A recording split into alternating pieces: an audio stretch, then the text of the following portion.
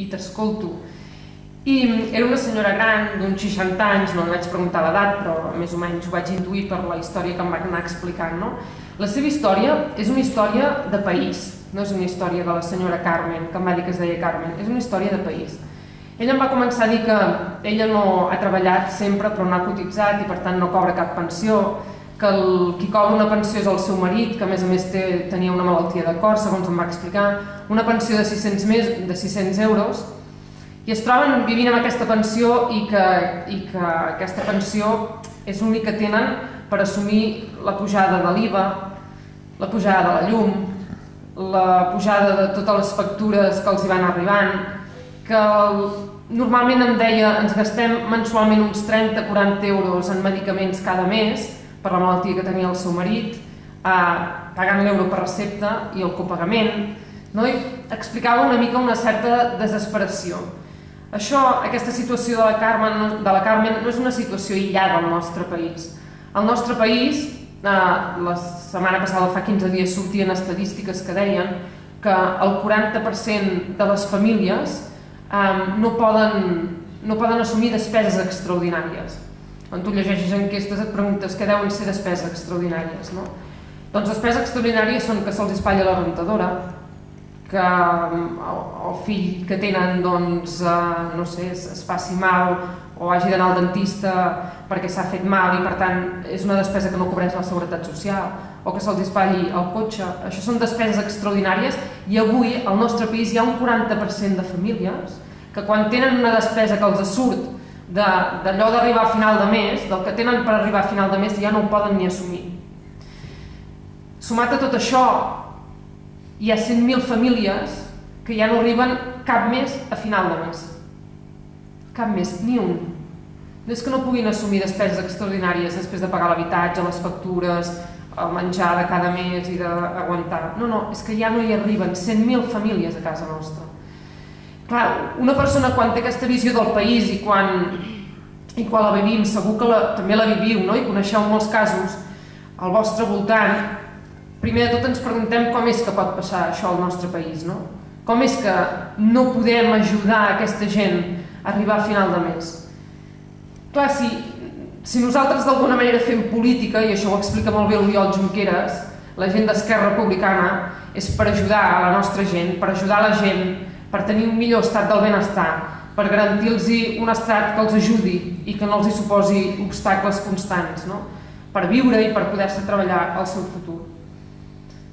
És per això que moltes vegades no entenem les polítiques que fa el govern espanyol en absolut, no les compartim, i menys amb una majoria absoluta del Partit Popular, i menys les polítiques que fa a nivell econòmic o a nivell laboral. Moltes vegades també ens han sorprès aquests 2 darrers anys les polítiques que ha fet el mateix govern de la Generalitat a l'hora d'afrontar la crisi. No les hem compartit, no les entenem, perquè sempre van agradar la gent més desvalguda i més feble, i els hem explicat i els hem proposat moltes alternatives. Sempre les últimes polítiques que s'han practicat a nivell social i a nivell econòmic afecten a la mateixa gent, que és la gent de classe baixa o de classe mitja, si m'ho deixeu expressar així perquè ens entendrem més fàcilment. Clar, de vegades veus coses, com per exemple que els funcionaris del nostre país, de Catalunya, tenen, després de totes les retallades, un 25% menys de poder adquisitiu. És a dir, quan ells afronten totes aquestes despeses, ordinàries o extraordinàries, les enfronten amb un menys 25% de capacitat adquisitiva. I això ho veus al mateix temps que veus un govern espanyol utilitzant 25.000 milions d'euros, que de seguida és dit, una xifra com aquesta, t'hi has de parar 2 vegades per comptar els zeros que porta al darrere, són 25.000 milions d'euros per rescatar un sol banc, que és Bankia. No entens decisions com, per exemple, pujar un 5% de l'IVA quan hi ha TGVs a l'estat espanyol que costen un dineral, inversions que no són productives perquè no generen cap tipus de rotació ni d'estimulació de l'economia, TGVs i trens d'alta velocitat que senzillament no porten passatgers o en porten 9 cada vegada que fan el trajecte. O per posar més exemples, per exemple, l'euro per recepta, indiscriminadament, de forma injusta perquè acaba afectant a malalts crònics, a pensionistes, a jubilats, igual que qualsevol persona que té capacitat per pagar l'euro per recepta. L'euro per recepta quan estem retallant, per exemple, o traient l'impost de successions tal com havia quedat, que només gravava les grans fortunes.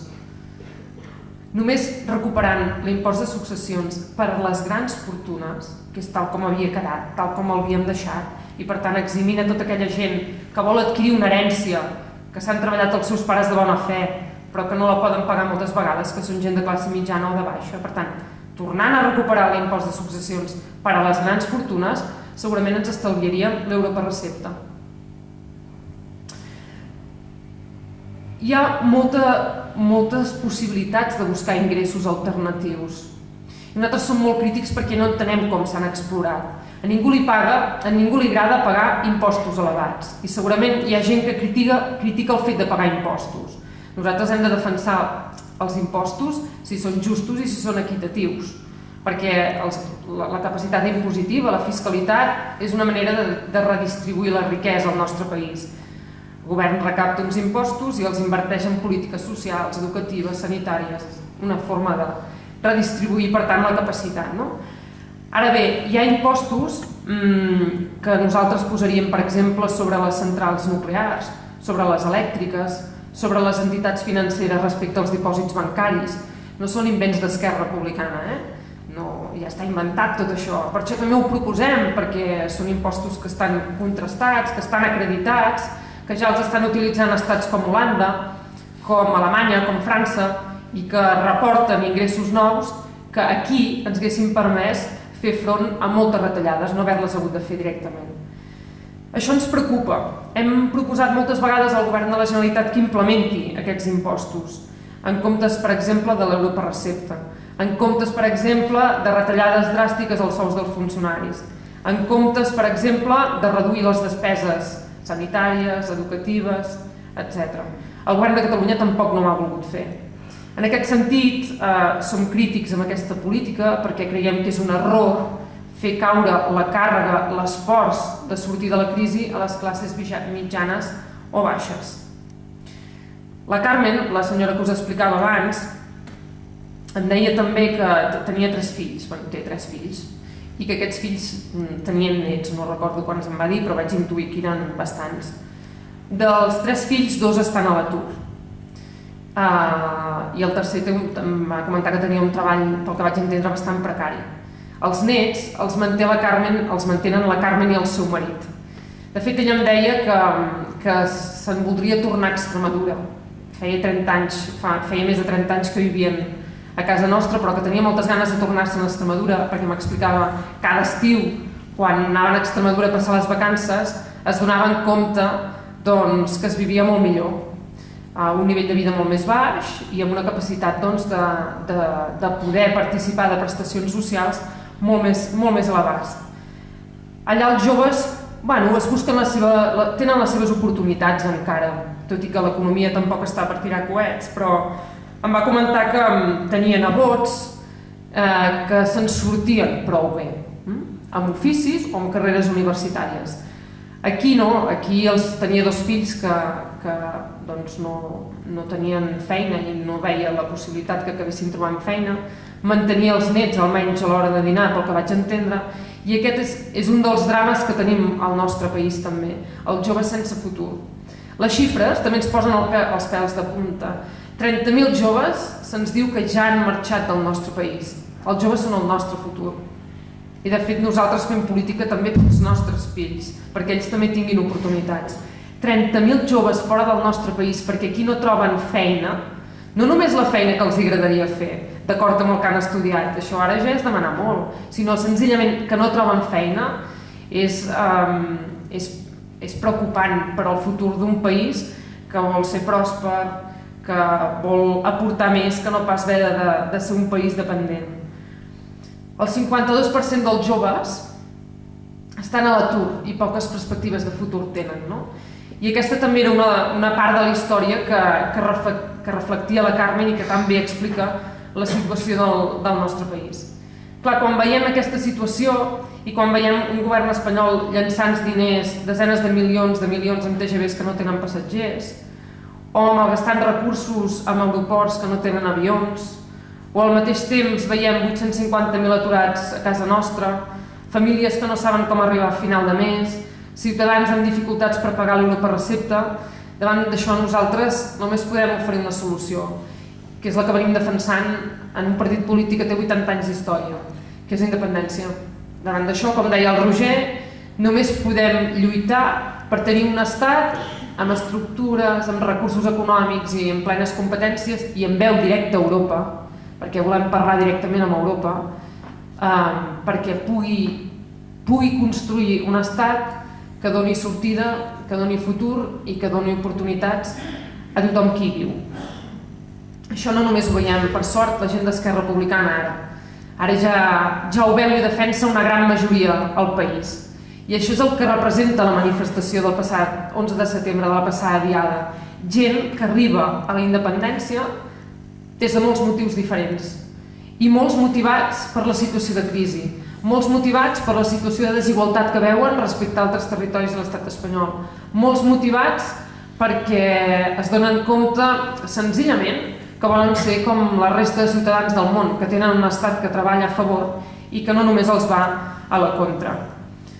El que passa és que això de la independència, que ara ja és una sortida política absolutament normalitzada a casa nostra i que la gent ja ha assumit com a la solució, la majoria de la gent, d'aquests dies, faig un parèntesi, és agradable per la gent que sempre hem defensat la independència, sempre hem portat una estelada enganxada al cotxe, sempre havíem sigut els radicals de la política catalana, sentir-nos plenament normalitzats. Primer és una satisfacció, perquè realment és allò que tant i tant havíem argumentat i havíem intentat convèncer. Segon, ens sentim molt generosos, perquè si realment ara hi ha una majoria social, és entre tots i totes que l'hem de construir i ens hem de saber reconèixer només les fortaleses que tenim entre nosaltres, perquè els adversaris segurament no estem en aquesta sala, la majoria d'adversaris no els tenim al país, sinó que ens vindran de fora, els que ens pretendran obstaculitzar la independència i aquesta sortida. Per tant, estem molt contents, estem satisfets, ens sentim molt generosos i tenim moltes ganes de contribuir en aquest moment, perquè ens sentim molt preparats. Això de la independència, el què, la gent ja ho té assumit. Aquests dies vas pel carrer i la gent ja no et diu escolta, esteu segurs que això de la independència és la solució? No. Ara la gent ja diu com ho farem, no? Com teniu previst fer-ho? I escolta, i si ens diuen que no? I si l'estat espanyol ens posa 1000 traves, que segur? I si... I aquestes són les preguntes, les preocupacions, les inquietuds, i això és fantàstic, perquè aquest és un exemple que l'agenda política del nostre país ha canviat. I no parlem del què, parlem del com. I parlant del com, intentem trobar solucions entre tots no, També tenim gent nostra que es fa trampes al solitari, i això no cal. Aquests 2 últims dies o 3 últims dies, em sap greu dir-ho, però no comparteixo l'actitud del senyor Duran i Lleida, i em preocupa, perquè és el president d'un dels partits coaligats amb Convergència i Unió, aquell partit del qual forma part el president Mas, que tots plegats el dia 12 de setembre li vam reconèixer fer aquell pas de dir, nois, això s'ha acabat, la gent ha parlat, la força d'aquest país és la força de la gent, i això no té marxa enrere, ens anem tots cap a la independència. Esclar, ens genera molts dubtes, oi, que el número 2 d'aquest partit polític que es diu Convergència i Unió digui que el millor que li passa a Catalunya és Espanya i el millor que li passa a Espanya és Catalunya, i que digui que segurament quedarem fora de la Unió Europea. No, això no volem sentir-ho dir més. Els adversaris ja faran aquest paper, però els catalans i catalanes no l'hem de fer. No ens podem fer aquestes trampes al solitari, no podem donar missatges de por, perquè nosaltres tenim el missatge de la raó, el missatge racional, tenim les respostes. Des d'Esquerra Republicana tenim moltes ganes de fer aquest paper. Quines preguntes tenim? Després, si voleu, obrim un torn de preguntes que no sé si estava previst. Quines preguntes tenim? Quins dubtes hi ha? Doncs, carai, treballem-los, argumentem-los. A Esquerra Republicana aquests dies estem rescatant documents i treballs que tenim a la Fundació des de fa anys i panys que ja responen i planifiquen i marquen l'estratègia d'un procés d'independència al nostre país. Es pot fer, és molt senzill, és democràcia. Després hi entraré. Ara em volia referir que, esclar, això que ja tenim assumit aquí, a través d'una gran majoria social, a través de la força de la gent, que és la independència, doncs ara a Madrid comencen a estar més tremolosos, no ho tenen assumit perquè ells mai ho tindran assumit, però és evident que comencen a afrontar el moment, no? I comencen a generar els dubtes i les pors. I dels primers que va parlar, i abans el Roger ho deia, és un senyor molt alt i prim, amb unes celles molt molsudes, això deu ser de pensar molt, i és ministre de Justícia, és el senyor Gallardón, que deia, bueno, la independència de Catalunya és un abismo, deia, no? I un abismo serà per l'estat espanyol, perquè pel nostre país ara mateix és la millor sortida que ens plantegem, no? Això ens sorprèn, perquè ens sorprèn que el primer a generar dubtes sigui el Gallardón, perquè era el més modernet del Partit Popular, no?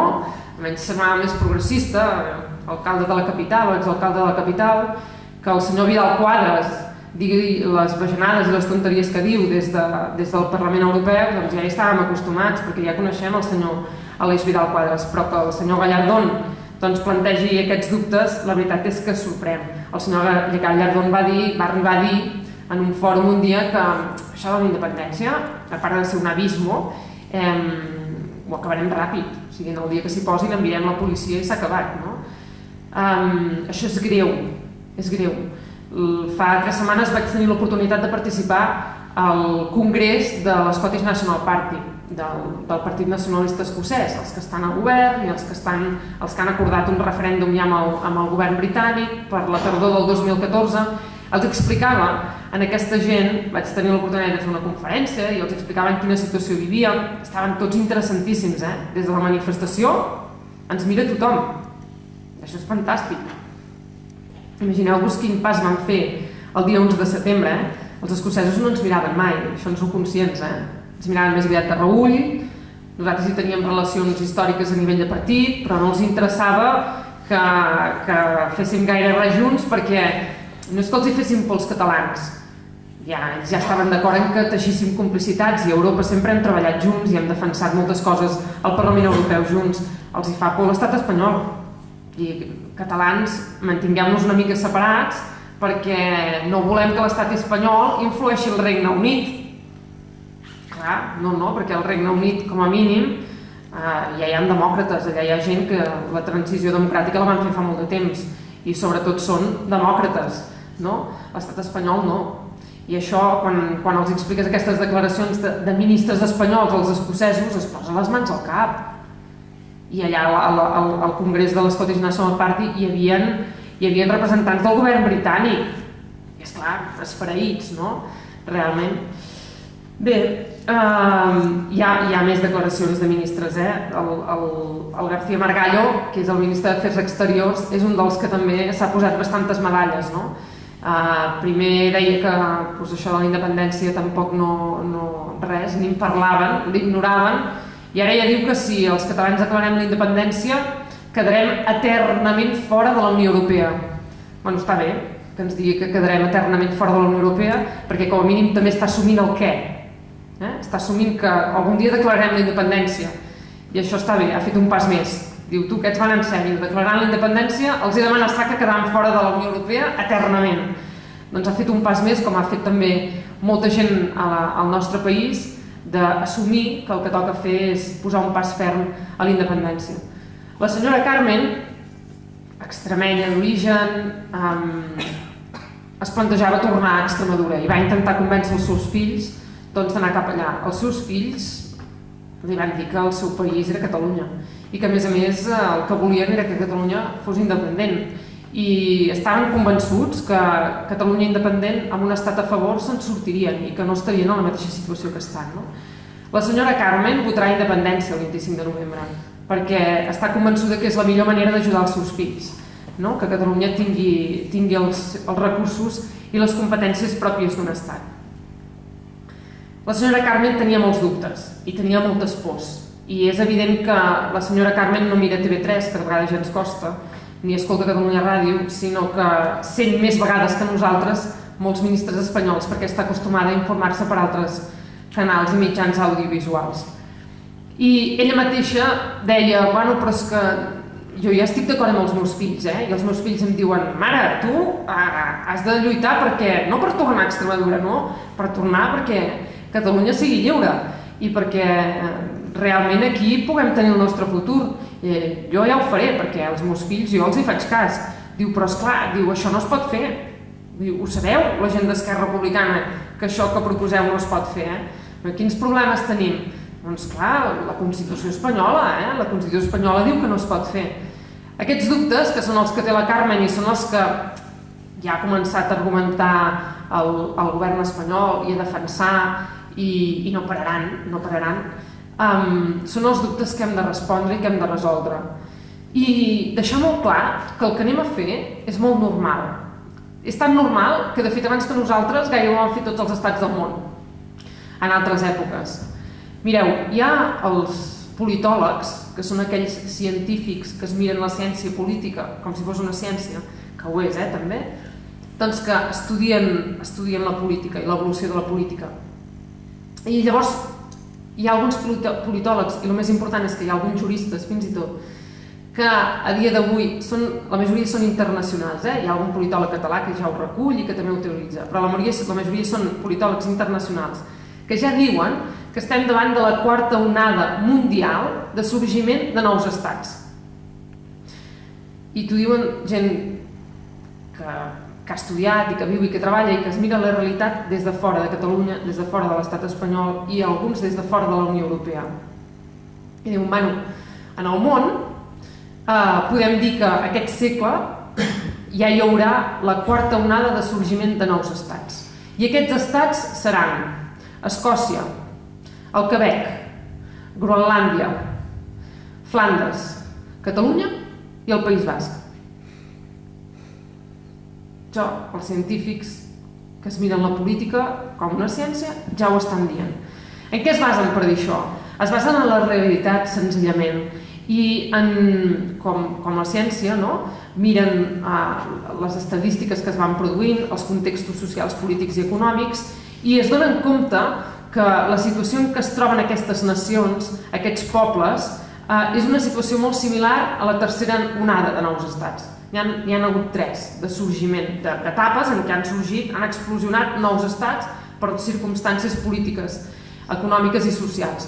La primera fa molt temps, després de la Primera Guerra Mundial, la caiguda de l'imperi austro-otomà, van sortir molts estats. La segona, la descolonització, més a la vora dels nostres dies, segle XIX. Totes aquelles colònies que havien sortit de l'imperialisme, pròpiament, es van començar a independitzar de les seves metròpolis. Encara n'hi ha a dia d'avui que s'han d'independitzar de les seves metròpolis i estan reconegudes en un llistat, el 66, exemple, Sàhara Occidental, té reconegut el dret a l'autodeterminació. Encara hi ha estratègies internacionals avui que no li deixen exercir. Tercera onada de nous estats. Coincideix amb la caiguda de la Unió Soviètica, l'imperi pròpiament rus, sorgiment de les repúbliques bàltiques, és el més proper als nostres dies, anys 90.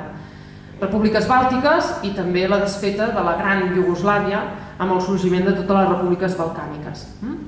Aquests politòlegs, aquests científics diuen: estem veient que Escòcia, el País Basc, Catalunya, Groenlàndia, Flandes, el Quebec, s'estan donant les mateixes característiques polítiques, socials i econòmiques que en algunes d'aquestes repúbliques bàltiques dels anys 90 i que fan que hi hagi aquesta tercera onada de nous estats.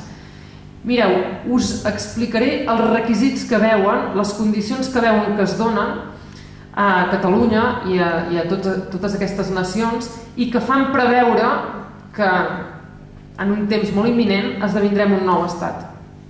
Diuen, mireu, en primer lloc, diu, existeix en totes aquestes nacions la idea, la consciència de poble. Diu, la majoria d'ells tenen una llengua, tenen una història comuna, tenen unes tradicions comunes, tenen consciència de poble, pròpiament, no? I tenen una història i una tradició que això fa que sigui així. En el cas de Catalunya no cal que ens ho repassem, tenim consciència de poble des de sempre i hem demostrat que som plens defensors de la nostra cultura, llengua, la història, les tradicions, etc. I que encara perviuen entre nosaltres. Un segon requisit que veuen, una segona condició que veuen que es dona en tots nosaltres. Diuen, aquesta gent, a part de ser un poble i de tenir consciència de poble, també tenen consciència de subjecte polític, perquè exerceixen la política aquesta gent, i no política local, política nacional. Tots ells tenen o un Parlament, o una assemblea legislativa, o tenen un govern. En el cas de Catalunya, Parlament de Catalunya, l'elegim des de fa molts i molts anys, i el govern de la Generalitat. És evident, limitat dintre unes competències que ens deixa la Constitució espanyola, però tenim consciència de subjecte polític, exercim la democràcia com a subjecte polític. Tercer requisit. Llavors, clar, aquesta gent, que són un poble i que tenen consciència política, han demanat a l'Estat al qual pertanyen demandes que són legítimes. Què han demanat? Tenir més competències, tenir més autogovern, en el nostre cas, poder recuperar els nostres recursos, aquests 16.000 milions d'euros que cada any se'n van i no tornen mai i que ens generen un dèficit i un espoli a casa nostra, que fa que no puguem fer polítiques socials per la nostra gent. Són demandes que són legítimes. Bé, faig un parèntesi. Quan a Europa senten a parlar d'aquest espoli fiscal, parlen d'injustícia. Quan fa 3 setmanes vam anar al congrés de l'Scottish National Party, l'Alex Salmond, que va fer el discurs d'obertura i de benvinguda, no va parlar d'espoli fiscal, però es va queixar, indignat, que contribuïen en un 9,6% al Regne Unit i els en retornava un 9,3%, reclamant un 0,3%, que deuen ser uns pocs milions d'euros, si és que arriben a milions d'euros. Indignat per aquesta situació. Clar, quan els escocesos coneixen el nostre cas, és que... No, el primer que diuen és m'estàs enganyant. Això és impossible que es doni en un país democràtic, europeu, modern. No, doncs es dona, no? Bé, i torno. Condicions. Consciència de poble, consciència de subjecte polític, demandes legítimes que hem fet, tenir més autogovern, recuperar els nostres recursos que generem com a país. I després que es donen compte, diu, carai, aquesta gent fan demandes legítimes i el govern de l'Estat al qual pertanyen no els respon. No satisfà cap de les demandes que li estan fent. No els permet evolucionar com a subjecte ni nacional, ni polític, ni social. I això immediatament provoca el que és definitiu, que és una tensió brutal entre les relacions que hi ha entre aquestes nacions sense estat i l'estat al qual pertanyen. Una tensió política que no està sent resolta per part del govern de l'estat al qual pertanyen, sinó que és eternament obstaculitzada. I és clar, què diuen a nivell internacional tots aquests politòlegs? Això s'ha de solucionar. No podem tenir aquestes nacions que pràcticament totes elles són pròsperes, dinàmiques, aporten, Escòcia, Quebec, Catalunya, no les podem tenir eternament sota una tensió política que no els aporta solucions. Per tant, aquesta gent, l'única sortida que els queda és que com a poble i com a subjecte polític decideixin què volen fer al seu futur. I això és el que anem a fer la propera legislatura. I nosaltres ho hem de visualitzar amb la mateixa normalitat amb la que ho visualitzen aquests politòlegs a nivell internacional. Perquè no anem a fer res extraordinari, anem a fer una cosa que és senzillament ben democràtica i ben normal. Per la via pacífica i democràtica anem a decidir quin futur polític volem, perquè com que no ens el donen, no ens escolten, no permeten que ens autodeterminem, ho farem nosaltres. I tenim moltes maneres de fer-ho, segur que serà democràtica. Primer de tot, el que farem és utilitzar totes les vies internes que tinguem, que seran, ja ho sabem, no? Obstaculitzades, parades, com deia el Roger, ridiculitzades, burlades per part del govern espanyol. I un cop això hagi passat, només tenim una sortida, que és el que han fet algunes nacions que han esdevingut estat més recentment, que és agafar-nos al dret internacional, a l'ordre internacional, i apel·lar al principi democràtic que és universal. I dir que, doncs bé, el que fem és, d'acord amb aquest ordre internacional, exercir democràticament i escollir el nostre futur. Això ho podem fer a través d'una consulta, ho podem fer declarant la independència al Parlament de Catalunya. Depèn de la situació política en la que ens trobem. Aquests mateixos politòlegs diuen que això és totalment normal, perquè, de fet, diuen que, i això ens ajuda una sentència del cas de Kosovo, una sentència de la Cort Internacional sobre el cas de Kosovo, que diu el mateix que diuen aquests politòlegs. De fet, no hi ha cap norma, ni tractat internacional, ni norma internacional, ni costum internacional, no hi ha res que prohibeixi que un poble, que a la vegada és un subjecte polític, escolli quin futur polític vol tenir. Perquè això és democràcia. I no hi ha cap norma que s'oposi a la democràcia. És al revés, les normes deriven de la democràcia. Aquests mateixos politòlegs, igual que la sentència de Kosovo, diuen que ara no es pot parlar, o bé, podem parlar de dret a l'autodeterminació, d'una forma extensa, oberta, que defugi només de ser aplicat a les colònies, però que de fet potser estrictament no cal que parlem de dret a l'autodeterminació, que el que podem fer, sobretot els catalans ja fa anys que ho hem començat a fer, és parlar del dret a decidir. De fet, hi ha un dret a decidir el futur dels pobles que existeix en els nostres dies, que sembla que és una evolució d'aquest dret a l'autodeterminació. Què diu el dret a l'autodeterminació? Dona dret a les colònies sotmeses a decidir quin futur polític volen. I de fet del dret a l'autodeterminació no només n'han sortit independències, n'han sortit estats associats, n'han sortit estats independents, n'han sortit moltes coses. Però cada poble escull el seu futur, el que vol. Tot això és el que fan les nacions sense estat en el segle XXI amb el dret a decidir. El dret a decidir és una evolució d'aquest dret a l'autodeterminació i no hi ha cap norma internacional que s'hi oposi, perquè senzillament és democràcia. I el principi democràtic és universal. I és el principi del qual deriven totes les normes i totes les lleis, fins i tot la Constitució espanyola. Per tant, ni el senyor Gallardón, ni el García Margallo, ni el senyor Rajoy, ni l'Alicia Sánchez Camacho, ni el senyor Duran i Lleida, ni el senyor Navarro, que cap d'aquests ens digui que la Constitució espanyola és un límit a la democràcia. Això és una aberració. Si la Constitució espanyola és una norma democràtica, estarà d'acord amb aquest principi democràtic universal i ens permetrà a nosaltres, com a poble, exercir el dret a decidir, exercir la democràcia i escollir quin futur polític volem tenir. Aquest apartat jo, si us sembla, el deixo aquí. Penso que és molt important que expliquem això, que normalitzem la situació i que afrontem el discurs de la por i dels dubtes a casa nostra. Després, si voleu, responc més preguntes al respecte. Hem de tenir molt present que l'última independència que s'ha declarat dintre l'Europa geogràfica, si més no, no la política, però la geogràfica sí, és Kosovo. I Kosovo va declarar unilateralment la seva independència a través del seu Parlament, l'Assemblea Legislativa. Sèrbia la va impugnar a la Cort Internacional, l'estat espanyol també. Se'n va anar a la Cort Internacional, es va gastar uns dinerons i va enviar una senyora lletrada a impugnar la independència de Kosovo i la Cort Internacional va dir que la independència de Kosovo és absolutament legítima, legal i democràtica, malgrat, evidentment, l'exercici de democràcia va superar el marc legal que hi havia en aquell moment.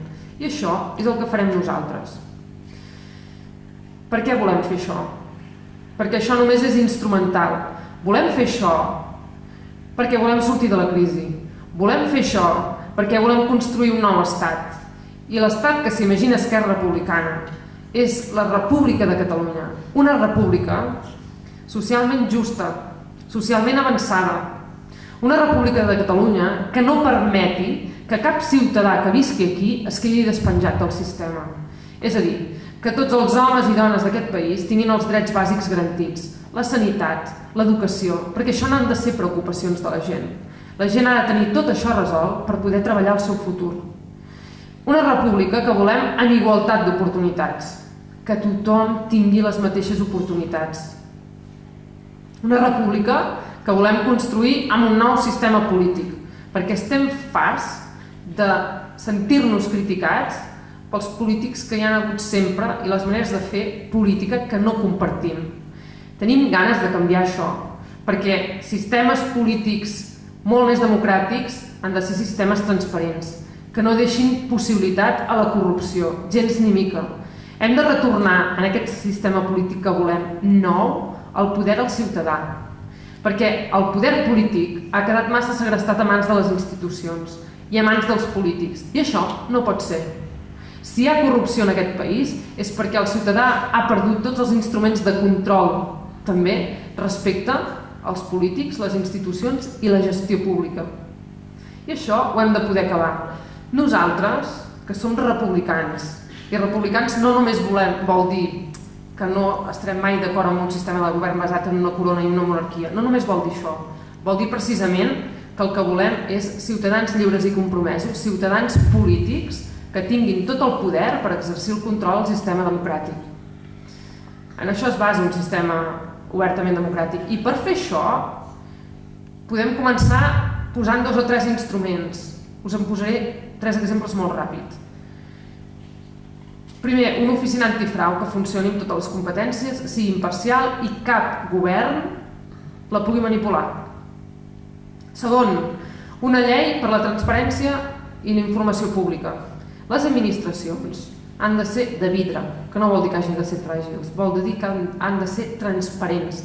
I el ciutadà ha de tenir el dret a conèixer tot el que es fa dins d'una administració, perquè allò és la casa de tothom i gestiona els diners de tots i per a tots.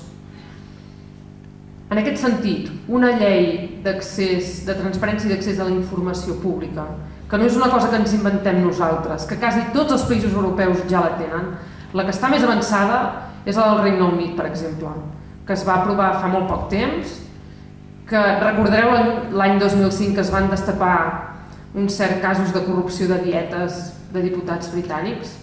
Recordeu aquests casos de diputats britànics que cobraven dietes i les destinaven a arreglar els jardins de les seves segones residències, a no sé què, a comprar no sé què i tot plegat. Tot això es va descobrir perquè 2 ciutadans van fer les preguntes corresponents al Parlament de Westminster. Ara, qualsevol administració o institució pública al Regne Unit té l'obligació de respondre en 20 dies qualsevol pregunta que li adreci un ciutadà sobre temes de gestió pública. I aquest és el compromís que també volem de les nostres institucions i dels nostres polítics. Tercer instrument, la lluita del frau fiscal. Hem parlat de retallades.